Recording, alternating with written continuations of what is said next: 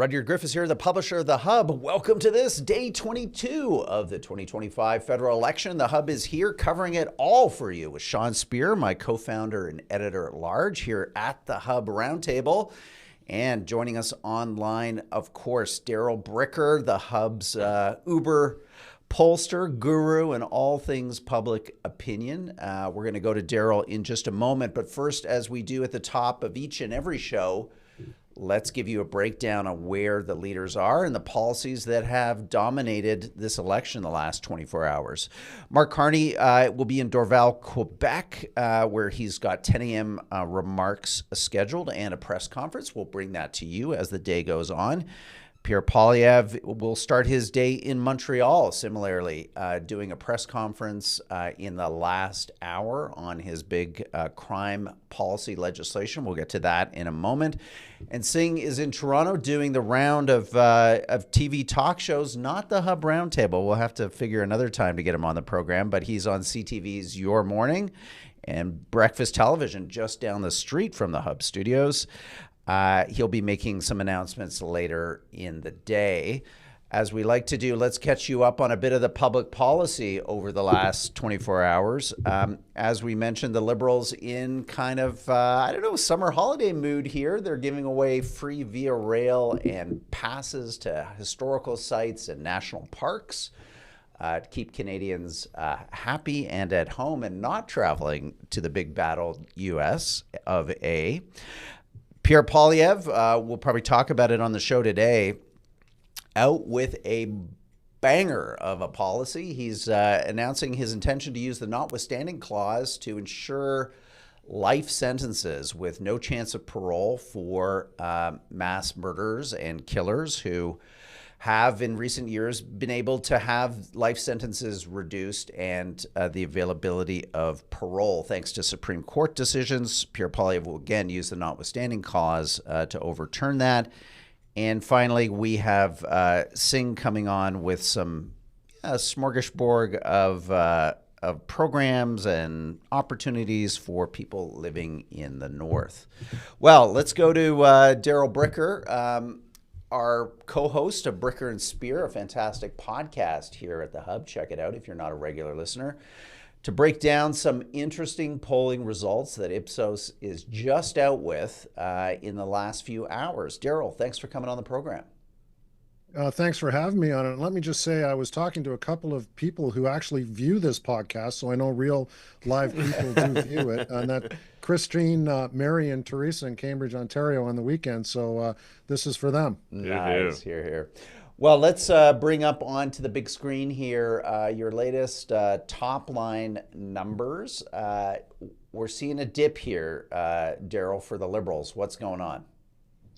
Well, I think that what we've seen is an adjustment in policy focus for Canadian voters. From the start of this campaign, Donald Trump and the trade with the United States has been pretty prominent, although never really the top issue for Canadians. And to the extent that it was, this is something that Mark Carney is uniquely positioned on, 65 points ahead of Poilievre and the Conservatives on who's best able to deal with trade in the U.S. But what we've seen creeping up, and has been the number one issue, but the intensity around it has increased over the space of the last week, is cost of living. And on that issue, Pierre Poilievre has spent the last 2 years positioning himself and arguing that we need to change in order to improve our personal prosperity. So to the extent that we focus on personal prosperity and cost of living, it's advantage Conservatives. To the extent that we focus on dealing with Donald Trump and the United States trade arrangement, advantage the Liberal Party. Talk a bit about that more, Daryl. What explains the rising salience of the cost of living issue, and what do you think the implications will be if it persists as the top issue over the coming days and weeks? Probably a combination of people just reorienting after this very aggressive push by the United States over the last few weeks to what we've seen for the last couple of years in Canadian politics, where people are really focused on themselves, their families, and what's going on in their four walls. And the second thing is that what's been happening on the trade file right now is it's not specifically focused on Canada, it's focused on the globe. And we're seeing the fluctuations in the stock market. We're seeing, attacks on China, and there's maybe a whiff of the price of everything going up as a result of this. And we know Canadians are concerned about personal prosperity. Let's jump back to your poll for a second here, Daryl. We got numbers here. Best Prime Minister. This I found interesting too, kind of mirroring those national vote numbers. How much of this election is just simply a vote on these two individuals? Like, in a sense, the policies, yes, they're there every day putting them out. But at the end of the day, how much do you think vote intention and the top line party numbers are simply a proxy for Pierre Poilievre versus Mark Carney? Well, I think there's a pretty good clue in the way that they've moved. It's difficult to see which way, what is influencing what. But if I had to bet, I would say leadership is influencing party support. And in modern politics, it really is more about personality politics than it is about platforms or, party loyalty or anything of that nature. And I think that what you're seeing is a very close correlation between what people think of the leaders and what they think of how they should be voting on election day. And as I said before, you can look at the numbers, they're very clearly aligned, but you can also look at the movement. They're moving in the same direction. Mark Carney came out of the Liberal leadership race as something of a rocket, but as your poll shows here, it seems to have hit something of a natural ceiling. What do you think explains that, Daryl? And to what extent does the Carney campaign have to make some adjustments in light of his stagnant or possibly even falling personal numbers? Well, Carney is not a well-rounded candidate. I mean, he's, and by intention, he's really focused on one specific issue. He said, this time of emergency in Canadian history, you need someone like me who is uniquely qualified to deal with this particular problem. Donald Trump in the United States, whether it's dealing with him directly through negotiations or dealing with Canada's response to that situation, whether it's changing internal policies or whatever we're going to be doing, or expanding our international trade relationships, another way of dealing with it. But he has microscopically focused on that and is identified with very little else. Yeah. So if that issue isn't white hot, then that allows Pierre Poilievre, who has a more well-rounded profile with Canadians, and the Conservatives, who have a more well-rounded profile with Canadians, to improve.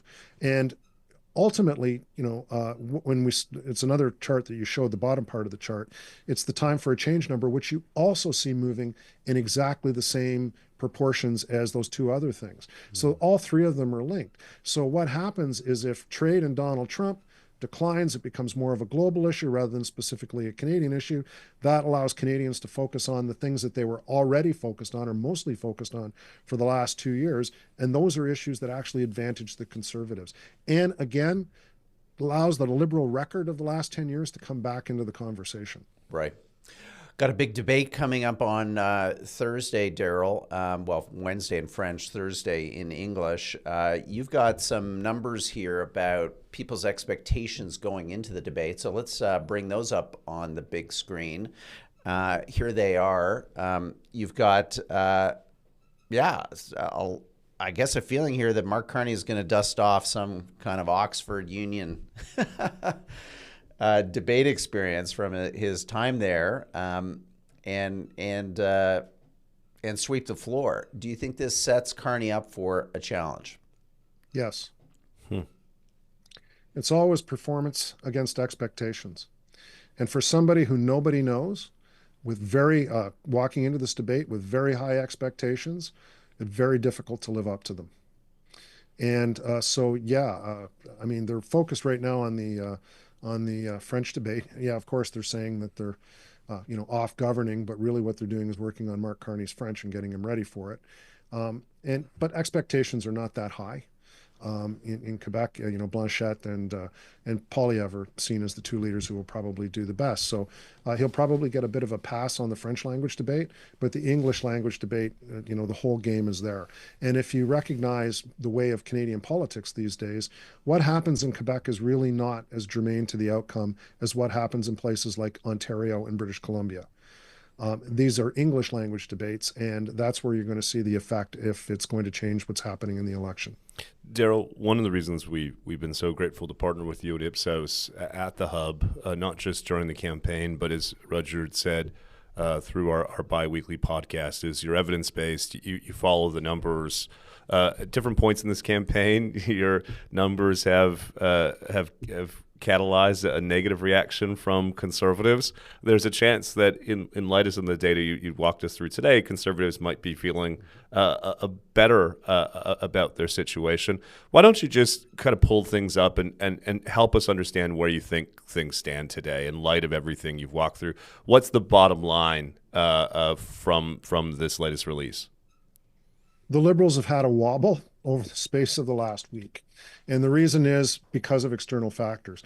And interestingly enough, external factors is what raised them up, and external factors might be the thing that brings them down. And if we're not focused on the thing that Mark Carney says that he's uniquely positioned to deal with, then we drift back to the other issues. And those other issues are very, very bad for the Liberal Party, because what it allows to happen is a conversation over the last 10 years, which is what they've been able to avoid for the course of this election campaign. So if we get back into looking at the Liberal record, it's going to be very difficult for Mr. Carney. Darryl, final question, and I don't want you to, I'm not going to ask you to talk about the methodology of your other pollster colleagues out there in field, but there's been a lot of discussion, obviously, about the variations between polls and polling companies and why some show one day one party up, the other shows the other up. So my question to you is, what is the methodology, the approach that Ipsos uses that gives you and your colleagues, the most amount of confidence that the numbers that you present, reflect not simply your best effort to be accurate, but reflect an underlying methodology, which in your view is superior, however you want to define that? Well, we can say it's superior. I think our record kind of speaks for itself. But there are a lot of really good pollsters out there. I think that the first thing that it starts with is a mindset, and that is that polling is no longer what it was. It used to be a very easy thing to do, to go out and do a telephone sample with 80% response rates and get the results right. In fact, it was usually a catastrophe if you didn't, because it was so easy to do. So our mindset is we're probably wrong. And then the question is how. And that means going through all the numbers to reassure ourselves that the things that could have gone wrong in the way that we did the survey didn't go wrong. The second thing that we do is, since we're a global company, we can build on what we learn in all sorts of other jurisdictions. So I'm responsible, and the team that I work with, we do global polling for Ipsos. So we're doing this election campaigns all over the world, from the US through to the UK to France to, we're just doing Ecuador. So these things tend to build up over time. It's not a 4-year event for us. We look at methodologies in different marketplaces to see what's going on, to see if there's anything that we can learn to make the next election that we work on better. And then the next thing is that understanding that not one poll marks a campaign. It's the confluence of polls coming together that probably give you a better sense of what's going on. Last week, we were probably on the high side for the Liberals, the low side for the Conservatives. It's adjusted itself a bit this week. If you look at the average of polls and where we compare, we're probably in reasonable territory. And a lot of it comes down to just when the timing of the poll was. Were you in field on a big day for the Liberals, or were you in field on a big day for the Conservatives? So I think the attitude, the way we approach it, we mix methodologies, data collection. We just don't do online. We also do telephone. And even when we do online, we mix up who we get our samples from. So we're always looking for a way to best represent the political marketplace and come to it with a great deal of, I would hope, humility and respect for the scientific method. And as I said before, the scientific method isn't about running around talking about how you're right. It's really about trying to demonstrate how you didn't make the mistakes that made you wrong. As we wrap up, Darryl, I want to come back to the announcement from the Poilievre campaign on criminal justice, including the use of the notwithstanding clause, which I believe would be the first instance it's been invoked by the federal government. It reflects ostensibly a tension that the party is going through in terms of, on one hand, reassuring voters that it's capable and competent to govern. On the other hand, taking some risks in order to try to shake up this race. Setting aside the specific policy itself, how do you think of that balance? How, on one hand, can Poilievre reassure voters that he's not radical, that he's not Trump, that he'll provide them pragmatic, competent governance, and on the other hand, try to in effect change the underlying dynamics in this race, given that the party has started behind the Liberals and have remained behind the Liberals mostly up until now? This one is a layup for Pierre Poilievre and the Conservatives. Law and order is a Conservative issue, and whatever he wants to do in order to make sure that the public is protected, he pretty much has a pretty open space to do that. So I don't actually see this one as risky at all. The real risks comes in the Liberals' response. If they decide to pick this one up and fight on behalf of, judges and lawyers and criminals, then that's exactly what they want. The Conservatives want them to do. So this is actually an easier one than it may look. Daryl, always great to get your analysis and insight here as this campaign might be undergoing a shift. We're going to look at it closely over the coming days, and to have your wise input and analysis is so greatly appreciated. Thanks, gentlemen. Take care, Daryl. Fascinating poll, fascinating results, and maybe, Sean, there is a shift. We'll have to watch over the next few days, but I think Daryl's fundamental insight that the Trump freakout has qualitatively and quantitatively changed over the last 2 weeks. Yeah. And the question is, does that allow more oxygen into this election? Does it allow other issues like crime or the economy to get some footing? Can I say something immodest about the hub in response? If that indeed proves to be the case, and the Conservatives are able to rally as the issue of change and cost of living and affordability rises, I think we'll look back and say one of the most important articles or piece of content produced in this election campaign was an essay that David Coletto from Abacus Data published with us in week 2 of the campaign. You recall it was at a moment when the prevailing view, the conventional wisdom, was that Conservatives were failing to meet the moment, failing to respond to the Trump issue, and instead focusing on the message and strategy that they had conceived of, really rooted in this idea about change and affordability. And Coletto said no, that what the Conservatives were doing was right, that they had a better chance at persuading Canadians that this election ought to be about change than they did persuading Canadians that they were best to fight on the Trump issue. The Conservatives ultimately leaned into that strategy. At different points, Pierre Poilievre has said things like, I know a lot of lobbyists and strategists and so on are telling me I need to abandon these issues around affordability and cost of living, and I'm not going to do that, and here's why. And at least for now, Daryl's poll seems to affirm that decision. So as I say, I think the Coletto essay, which at the time was a kind of contrarian line of argument, at least is showing some signs of ultimately being right. Yeah. Well, Sean, as you know, we like to cover the different regions in this campaign, and the last 24 hours has been an active place in Quebec with Tout le monde en parle, hosting Mark Carney and Pierre Poilievre recently. So, Sean, introduce our next guest from Quebec, who's going to be bringing us some analysis from La Belle Province. Yeah, we're so lucky to have Eric Duham, who, amongst other things, has been a leading commentator, a media personality, a radio host, and today serves as the Conservative Party of Quebec, the provincial arm or wing of Conservative politics. And so we're so grateful to be able to draw on his years of observing Quebec politics, but now himself being an active player. Thanks so much for joining us, Eric. It's a pleasure. Thank you for welcoming me. Eric, as Rudyard said, the two major leaders were on this major Quebec show, current affairs show yesterday, one for which there's not really quite a English Canadian analog. Talk a bit about the significance of the show and the performance of Carney and Poilievre last night.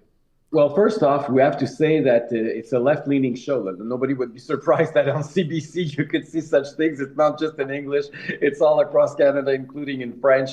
And it's the first time that a conservative leader, if you recall, no, it's not true. There was other leaders, but Stephen Harper refused to go for years, and Pierre Poilievre didn't go, and he decided to go last night. He did very well. He was smiling. He was talking about the future. He didn't talk that much about the past and the liberal heritage.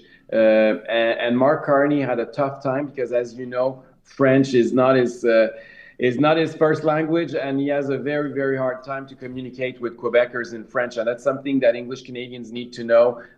He has a language handicap huge. We never had such a federal leader that is so not bilingual, if I could say so. It's one of his greatest weakness, and it's very surprising because he's probably the most popular. If we look at the polls right now, it's probably in Quebec where he's the most popular, but it's the population with which the one he's least able to communicate. And he did a lot of things that pissed off a lot of francophones since the beginning of the campaign. If you recall, he had he abolished his Minister of Official Languages when he first arrived. He said that he would contest the Quebec's authority of the provincial government on language with Bill 96 here in Quebec. He confused the name of one of his candidates in Quebec. He thought that the mass killing of December 6th happened in Concordia, not at Polytechnique. He showed a lot of misunderstanding of what was going on in Quebec. And he did a few interviews also where we could hardly understand what he was talking about since his French is so bad. So last night was a huge test, and Pierre Poilievre surprisingly did very well. And it could have an impact because if you recall, we credit the orange wave in Quebec that we had when Jack Layton, if you recall, elected a huge amount of MPs here in Quebec. After he went to Tout le monde en parle, we saw the polls taking off. It was the shifting point in the election campaign, and we're wondering, is this going to have the same impact? But there's also the debate that's going to happen also this week, and if Pierre Poilievre could do two good showings, it could shift. And as you know, debates do matter. And in Quebec, Carney also, that's another thing that people are not happy in Quebec with. He refused the face-to-face, face-to-face by TVA, which is the biggest debate that we usually have, politically speaking. I did it at the provincial level. We do it, and it's the most interesting and important debate in French, and Mark Carney refused to participate. Yeah. So, Eric, when you put this all together, though, why do you think up to this point a bunch of pollsters are showing big leads for the Liberals in Quebec? I mean, what's driving that? Because as you say, this candidate has some challenges. In fact, some would say his French language ability, especially inside the federal Liberal Party, would have ruled him out as their candidate in virtually any other scenario. I guess it's simply his CV that carries him over the line with the Laurentian elites. So how do you explain the gap here, Eric? Because it's a big one. And again, it can close. Maybe it will close. But up to this point, he's enjoyed a significant lead in the province. Well, first off, we don't know him. Like, it's probably in Quebec where Mark Carney is the less known. Secondly, it's a very, very shocking thing. And even in our internal polls with the provincial Conservatives, we've noticed that among the Parti Québécois voters, so the hardcore separatists, the Bloc Québécois right now is getting 44% of support, and the Liberals are getting 40%. So people who vote for the Parti Québécois provincially, who are hardcore separatists, 40% of them, it's not a small percentage, 40% of them are voting currently for the Liberals. And how is that possible? Well, those people are nationalists. The enemy, if I could say so, has always been in Ottawa, and it's English Canada, and they want to separate. And the bad guy, the bad cop is the federal government. But over the last few weeks and months, the bad cop is now in Washington, and it's Donald Trump. So they switched their gears and their cannons, and now they're anti-Trump, anti-American, and they kind of see allies with the Liberals in Ottawa, and that explains a shift that would have never been possible before. And it's an interesting thing, but the problem for the Liberals and for Carney is that it happened very quickly, and it could disappear as quickly, if not faster, than it appeared. And that's their support right now is very, very big, but it's very, very weak. Right. And that's the real problem and the real threat for the Liberals. And that's why they can't wait for the election to end, because every single day from now on, I think they're going to lose 1 or 2% every day. Eric, I want to ask about Pierre Poilievre's decision to communicate his opposition to Bill 21 in the province. As you know, English Canadian politicians have tried to tread lightly on Bill 21, but in recent days, when asked about it, Pierre Poilievre expressed his personal opposition in the grounds of values. He in effect made a kind of small L liberal argument against the legislation. To talk about the significance of him communicating his opposition, what the reaction from Quebecers has been, and just help English Canadians, those watching in other parts of the country, understand the politics of Bill 21. Okay. Bill 21, for those who are not aware of, is the bill where we're saying that the religious symbols should be kept outside of the public space. Generally speaking, that's how we could define it roughly. You have to know that the Quebec Conservatives, so the party that I lead and me personally, we were in favor of that bill. We supported it from day one.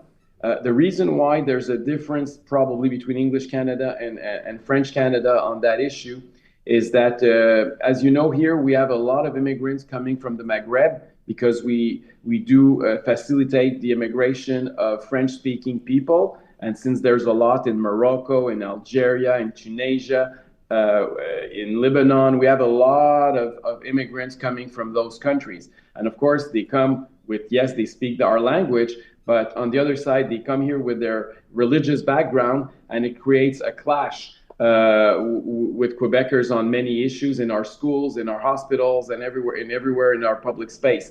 So we wanted to make sure that we stay a secular state, that there's no room for religious within our such institutions or with the transmission of public services. And Pierre Poilievre is coming for, in English Canada, it's not as popular. Here in Quebec, it's not a consensus, like it's not unanimous, but there's a large percentage, a strong majority in favor of such a thing. And it goes across party lines, traditional party lines. In English Canada, there's probably a bigger debate, but the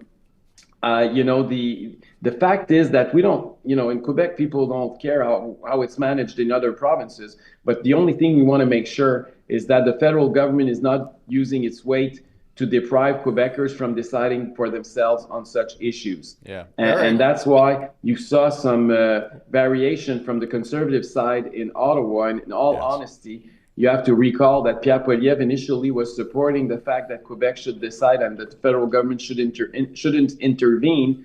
And then Jean Charest, during the leadership race, came out against Bill 21 and started to say that he would intervene, and that did put Pierre Poilievre in a difficult position.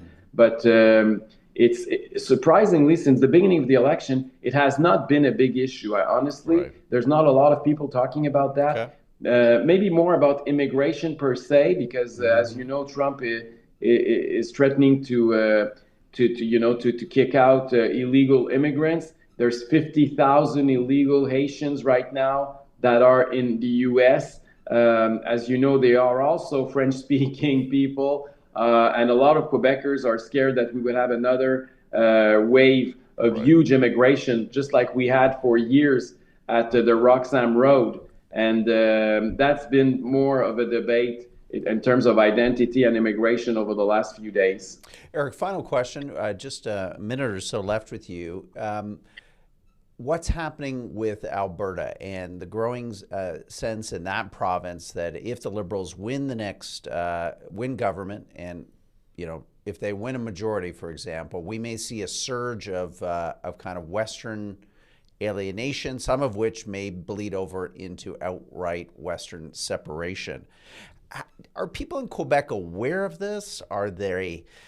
Is there talk about this, or do the solitudes, remain intact? Well, of course, I've been to Alberta a few months ago, met with Danielle Smith. She is a strong ally of Quebec in terms of autonomy. Alberta adopted its own bill in terms of autonomy for, what is it, is a sovereign Alberta within the United Canada or something like that. And even Saskatchewan with the Saskatchewan First Bill. So we know we have allies out west who don't agree with the fact that Ottawa knows best. And they understand the importance of decentralization in this country and the respect of our Constitution. That being said, the Premier Legault is not someone who's very interested by his relationship with other premiers. He's closer to Doug Ford than to Danielle Smith, unfortunately. And he is, maybe it's the linguistic barrier as well, but it's not something of great interest for him. And but I think that you're right. We need to do something about it because it's our natural allies, and there is some concern about what's going to happen after the next election.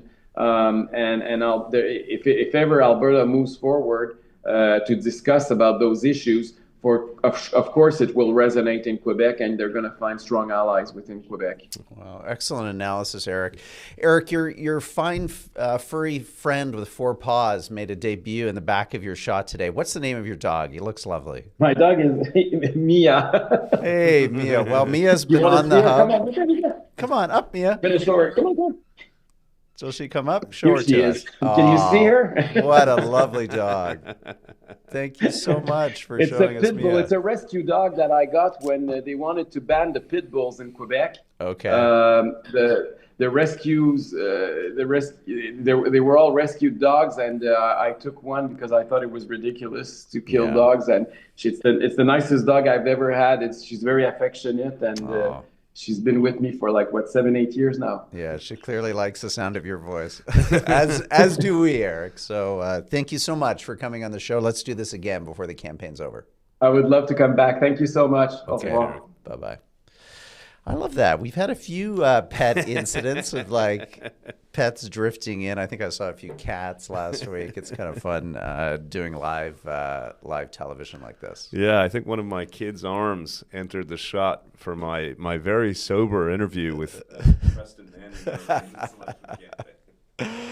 Well, Sean, another great show, and I really do like getting around to the regions and bringing in voices from different parts of Canada. I do feel it's kind of missing, bizarrely, in a lot of the national coverage of the campaign. It's just kind of national coverage. It's the English language press corps on tour with the leaders. So we're going to keep trying to do that over these remaining 2 weeks. Well, let's say goodbye right now to those of you watching on demand and those of you listening on demand. And just a reminder, if you'd like to join us live for Mia and the great pet show that is the Hub's 2025 election coverage, you can do that each and every day, Monday to Friday, at our YouTube channel. Just Google The Hub Canada YouTube, and you'll come right to us every day, 10 a.m. Eastern, Monday to Friday, this show live to air. So I'll say goodbye to our on-demand community now, and then hello to our folks on the live chat who've been with us for the last half hour, and we'll get to some of their questions. So here's that bye-bye.